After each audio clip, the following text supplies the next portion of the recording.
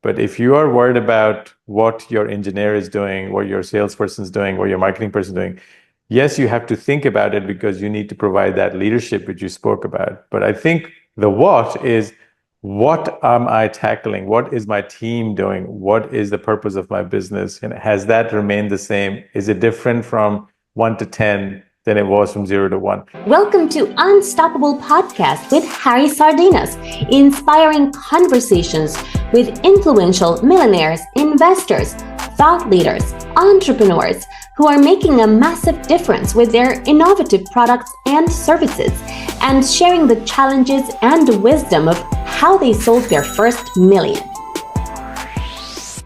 How you come how you came out with these conclusions after so many years within private equity and and and as a founder and so on. How you came up with this conclusion that if you don't get clarity and get Yeah. clarity in all these steps that you shared with me, it's gonna be impossible to grow a business. This I know because when I was scaling my first business, I didn't know anything about what you say, about what you mentioned, but I remember and I was thinking to myself, Harry, you have here a small mess. If you scale, what you're gonna scale is a big mess. So I Yeah. had to tie I up thing. So tell us a little bit more how yeah. you come out with this. It's not a genius thing, I will admit. I'm not, if anyone has met me, I'm not at all a genius No, person. but It's you know more what just is a observing. genius? To a genius is explain something complex very simple that everybody Yeah. can understand. Do you understand? Yeah. Because if you go Yeah. there and you say, "Let me give you processes, system, leadership, That's true. standard SOP," and you Yeah. start say, "And let's use this SaaS to solve this and increase the sales," and you start to, which is everything that actually will happen. But you speak this Yeah. language with the founder, you're gonna lose them. They will think it's so complicated, right? So Yeah, that's true. Yeah, the answer to your question, Harry, is very simple. It's through observations. And I think the first thing is, and this is not just observation. What I'm saying, the structure I provided is not just for entrepreneurs. Of course, it is important in business. I think it's important in personal life, right? How often have we gone down the path for anything we do, we start doing it, and we get so caught up in tension and stress and anxiety. And I think it's because we lose clarity. And so this was how I came across this was because, first of all, of course, first and foremost, I saw it in businesses. I had that without having clarity. The first time I ever heard of it that I brought to me was when I started working at McKinsey. So I was in McKinsey and Company. I was in their private equity practice. I was new, and I started to solve a problem because my training before that, before business school, was in engineering. So somebody gives me a problem, I start solving it.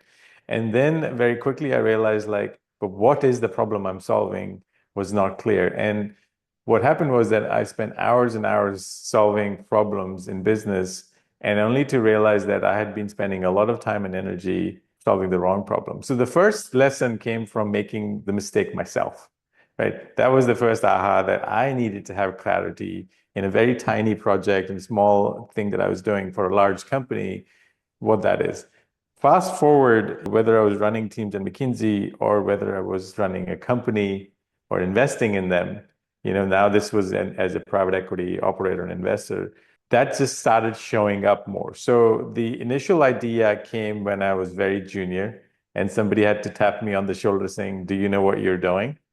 To when I started actually scaling and running bigger businesses, that's when I realized that the problem that you have of lack of clarity, when it's just you, it's within you. But now when you have 10, 100,000, 10,000 employees, that is the amount of impact you're going to have, because all of those people are going to wake up every day and go to a mission driven by you. So if you don't have that clarity, you're wasting not just your time of everyone else that's around you, including your customers. Because to your point, you talked about going to entrepreneurs. If I go to clients or customers and start giving them a product that is not aligned with what they're solving for, this goes back to my fifth element, right? The who part two. then is a misalignment. You wasted your time, their time, your reputation. So I think clarity manifests in everything we do. But for entrepreneurs, because we're tackling so much on our own and trying to bring a new product service, that becomes an impactful thing because you will be touching so many people through your process, ideally, right? And that's the whole mission that most entrepreneurs have is we're going to change the world. And so that's where it started, and that's where it keeps showing up. Well, let's talk about the journey of the entrepreneur because at the beginning, when you're going from 0 to 1 million, right? You have to wear off your hats, all the hats. You have to get the product market fit. You have to pivot until out of the 500 millionaires that we interviewed in this podcast, no one had come yet and tell me, Harry, guess what? I developed this product. I had to sell it exactly as I did, and I become a millionaire. So nobody had told this story yet. And so everybody developed something, it didn't work, pivot again and again until eventually something works. However, this try and error, wearing all the hats, Monday to Sunday type of entrepreneur, all these dynamic change when you go from 1 to 10 million, 1 to 3 million. You basically have to unlearn everything you know and become a different person because now it's more about leadership, about process, about systems, about the clarity is still there. I gotta agree with you. What you share is stable the way it doesn't matter if it's a million and you scale. However, something changed, right? And sometimes the founder, a lot of people hear the story about, Elon Musk and Mark Zuckerberg, the Google guys, and everybody say, oh, you know what, I'm going to have my startups and I'm going to become a billionaire, right? And and the story that we have out there, but at the end of the day, some of us, they are very good. I know people that they are amazing at 0 to 1. I know the people that are spectacular at 1 to 10, and that's the area that they're more comfortable. Even me, I'm more in the 1 to 10 million space, right? The 0 to 1. Of course, I have, and we talk a lot. That's why my first question about 0 to 1, because I know that for me was traumatic experience, the 0 to 1. I think it's for everybody. So tell us about the change of the entrepreneur. What is the biggest challenge that you find in founders when they grow, and how you become that challenge? Some of them get bored because now it's about number one, they didn't sign up to be a leader. They sign up to make a product, sell it, and make profit. Nobody told them that they had to become leaders. Nobody told them that they need to now lead the mission with 1,000 people. Nobody told them that now you need to have procedures, systems, and SOP and all this. So tell us the biggest challenge that you face with the entrepreneur, how you become the challenge, helping them to grow, because now they have to learn everything they knew and learn something new if they want to scale. Yeah, I think the biggest challenge with entrepreneurs, or I would say even founders, you talked about 0 to 1. I'd say that I have seen that from 1 to 10, and actually I've seen it from 10 to 100. It's letting 10 to go. 100 is another ball game, completely different also, right? But this actually affects, it's scale agnostic. It's letting go. It's you need to go and let someone else take over. They may not do it as well as you would do it, whether it's sales, whether it's marketing, whether it's product. You might have started it, you have the vision, but you've got to, I think you said it, which is how do you teach someone to take over? How do you find someone who you don't have to teach as much? And so that you can do something else. So I sort of say, the reason you want to let go is you have to decide, do you want to work in the business or do you want to work on the business? So entrepreneurs, by definition, are execution-driven leaders. And so they were really good at getting stuff done somewhere else and then decided that I'm going to apply this energy for what I want to build. But what ends up happening is the idea of working in the business becomes so comfortable because you're solving the problem, you love it, you want to talk to your customers, you love product development. If you're in technology, you want to love building technology. If you're in sales, you love selling, but you don't like building. Problem is, you're so in the business that you have no time to be on the business and really think about where all those 5 things we talked about. Your job Well, as you until scale you is don't those get 5. product market fit, until you don't sell your first million, you have to work on in the business, no chance.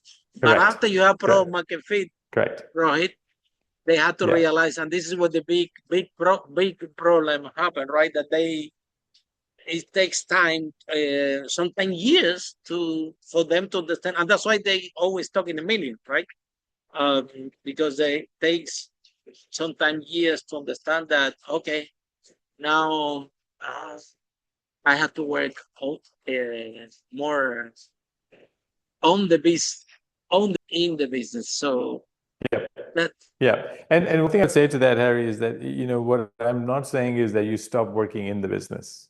I'm not saying that at all. I think what I'm saying is the amount that you work inside the business changes as you scale up. And I think to your point about 0 to 1 versus 1 to 10, you know than anyone else is the things that you should be tackling, the what that you be worried about is different from the what that everyone should be worried about. You're all sort of moving in the same direction, but if you are worried about what your engineer is doing, what your salesperson is doing, what your marketing person is doing, yes, you have to think about it because you need to provide that leadership which you spoke about. But I think the what is, what am I tackling? What is my team doing? What is the purpose of my business? And has that remained the same? Is it different from 1 to 10 than it was from 0 to 1? I think that is what you actually, a lot of us think that that's a nice to have. I think you owe it to your team to be working on the business, because if you're in the business, it may feel good. It may feel like, oh, you're part of the team. They love you because they're like, oh, I see Harry in my team all the time. The challenge with that is Harry and the team are working on something, but the business needs to be moving in a different direction and nobody's thinking about it. So as a founder, as an entrepreneur, I almost say that if you pie chart, I make founders do pie charts. And in the pie chart, I say, how do you break the pie chart between what you're doing, what someone else is doing, right? How much time you're spending in the business versus on the business. And that chart shifts over time. As you scale to, 100 million business, you should never be in the business unless something is broken so bad that you have to come in.